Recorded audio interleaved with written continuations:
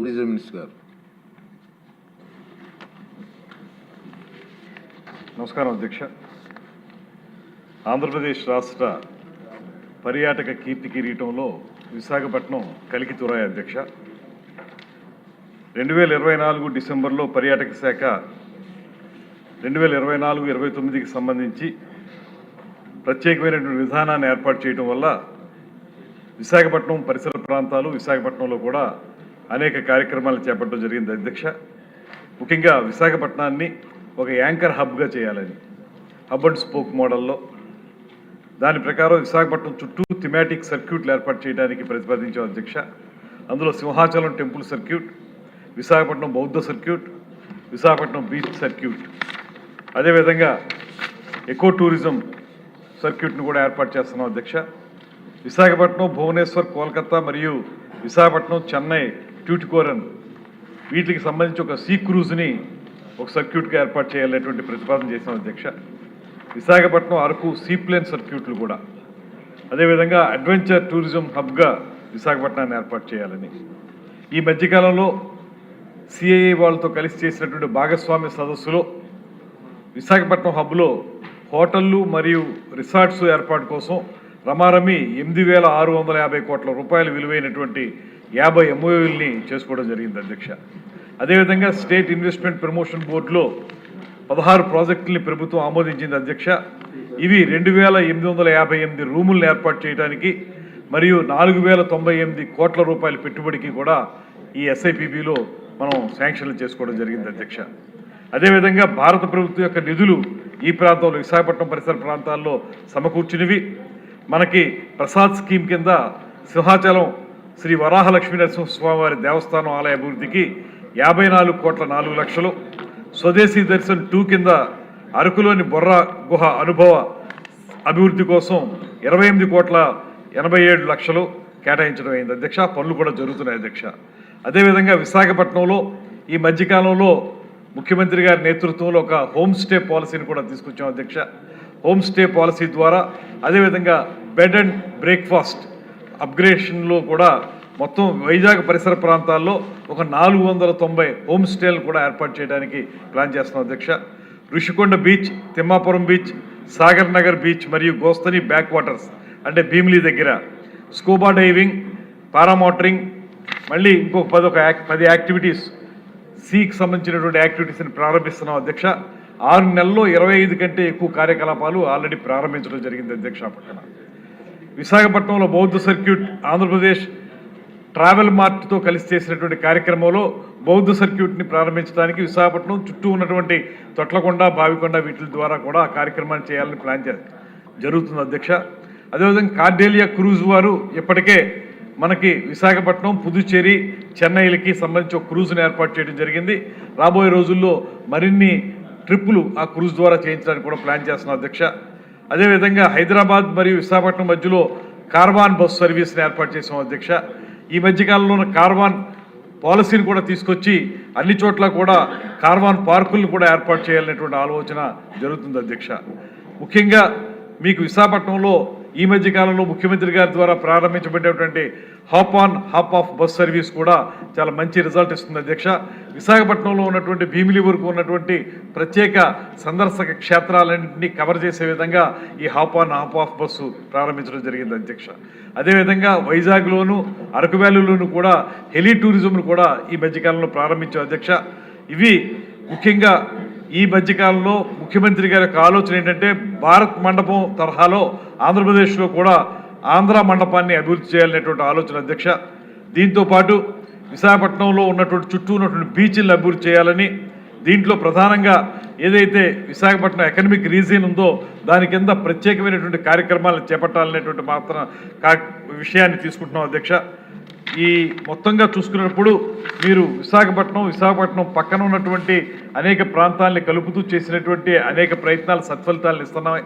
2019 నుంచి 24 వరకు ఒక తట్టెడు మట్టి కానీ ఒక చిన్న కార్యక్రమాన్ని కానీ చేపట్టినటువంటి ఆ ప్రభుత్వానికి భిన్నంగా ఇవాళ విశాఖపట్నాన్ని, తిరుపతిని, అమరావతిని మూడిటిని 3 పెద్ద హబ్బులుగా తయారు చేసి రాష్ట్రం మొత్తం మీద కూడా పర్యాటక రంగాన్ని అభివృద్ధి చేయడానికి చేసే కృషి సత్ఫలితాలను ఇస్తుంది. రాబోయే రోజుల్లో మరిన్ని కార్యక్రమాలు చేపడతాం అధ్యక్ష. వంశీ గారు. వంశీకృష్ణ గారు. ధన్యవాదాలు అధ్యక్ష. మంత్రి గారు చెప్పినటువంటి అన్ని విషయాలు కూడా నేను ఏకీభవిస్తున్నాను అధ్యక్ష. ముఖ్యంగా పర్యాటక రంగాన్ని పరిశ్రమ హోదా కల్పించినందుకు ముఖ్యమంత్రి గారికి, డిప్యూటీ సీఎం గారికి, లోకేష్ గారికి ప్రత్యేకమైన ధన్యవాదాలు అధ్యక్ష. అయితే అధ్యక్ష, విశాఖపట్నంలో ఎన్నో అభివృద్ధి కార్యక్రమాలు చేస్తున్నప్పటికీ ముఖ్యంగా మౌలిక సదుపాయాలు లేకపోవడం వల్ల చాలా ఇబ్బందులు అవుతున్నాయి అధ్యక్ష.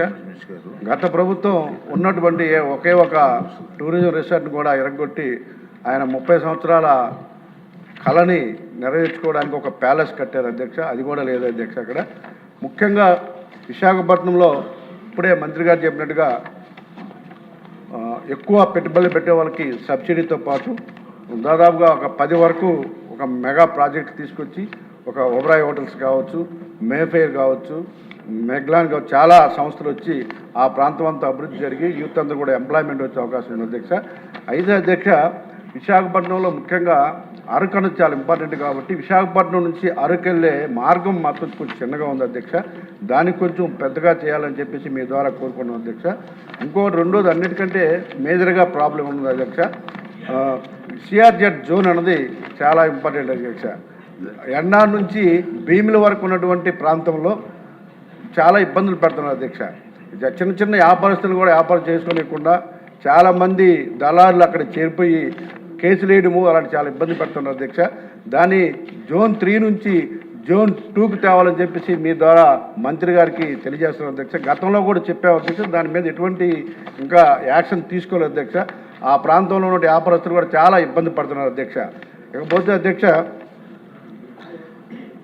ముఖ్యంగా బీచ్ రోడ్లో ఆధునికంగా అంటే ప్రస్తుతం ఉన్నటువంటి పరిస్థితులకు అనుకూలంగా సదుపాయాలు లేకపోవడం వల్ల, అంటే విశాఖపట్నం సిటీ నుంచి భీముల వరకు ఎన్నో అవకాశం ఉన్నప్పటికీ కూడా ఎటువంటి మౌలిక సదుపాయాలు ఎక్కువగా లేకపోవడం వల్ల ఎక్కువ మంది టూరిస్టులు మనకు రావాల్సిన వాళ్ళందరూ కూడా అటు గోవా కావచ్చు, లేకపోతే వియత్నాం, లేకపోతే బ్యాంకాక్ వెళ్ళిపోతున్నారు అధ్యక్ష.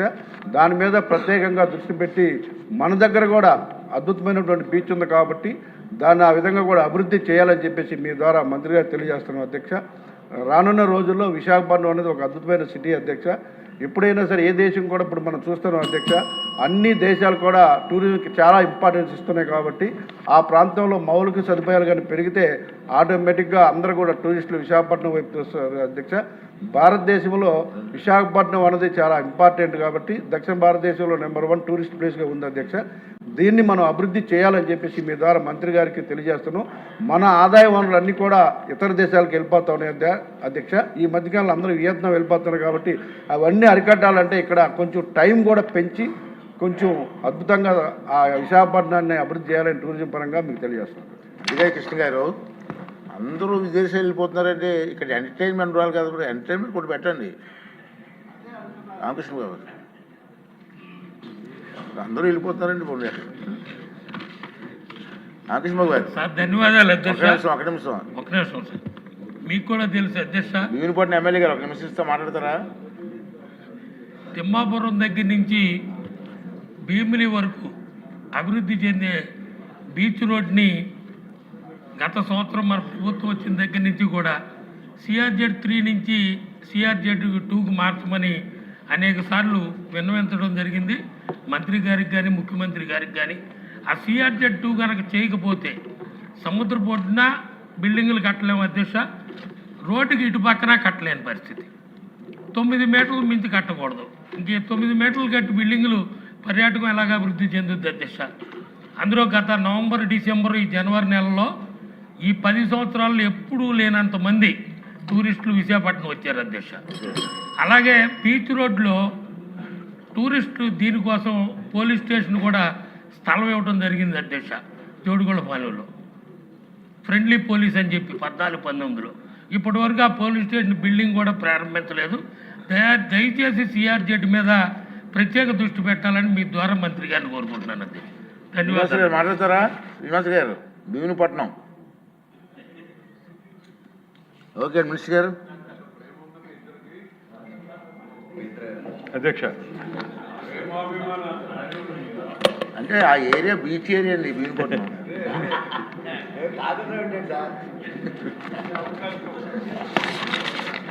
అధ్యక్ష, గౌరవ సభ్యులు వంశీ గారు ప్రధానంగా మాట్లాడినటువంటి అంశం అతని ఏరియా సముద్రం పక్కన లేదు, అది సముద్రం పక్కన ఉన్నాయి.